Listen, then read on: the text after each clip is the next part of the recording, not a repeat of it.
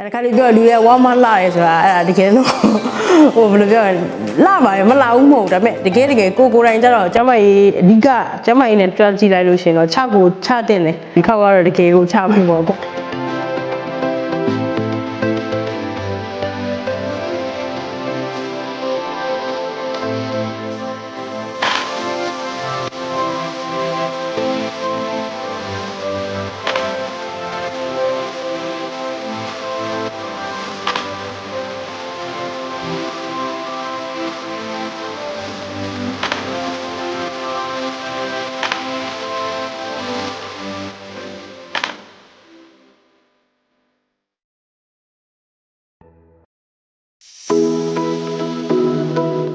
ခဲ့မှုတဲ့ပိန်ချင်းနေဆိုတာဒီအဓိကတော့ပေါ့နော်သွားလာလှုပ်ရှားတာခက်လို့တောင်တက်တာတို့လမ်းလျှောက်တာတို့ဒါဝါသနာပိုင်းလူလျှောက်သွားတာဝါသနာပိုင်းလူဆိုတော့ဒီဝါလာတဲ့အချိန်မှာတားသီးတာတဲ့လှုပ်ရှားမှုတွေလည်းမကောင်းတော့ဘူးသူပြင်ဒူးနာလာတယ်ဟိုနောက်ပိုင်းခါနာလာတယ်ဆိုတော့အဲပိန်မှုတော့ဟိုရှိတယ်ဆန္ဒရှိတယ်ဒါပေမဲ့ဝါလာလေးလည်းကိုယ်တိုင်ကြိုက်တဲ့ထဲတော့လည်းပါတယ်ဒါပေမဲ့ဟိုတအားကြီးပေါ့ဟိုကိုမသိနိုင်လောက်အောင်ထိအဲ့လိုလှုပ်ရှားမှုခက်အောင်ထိတော့မနေချင်ဘူးပေါ့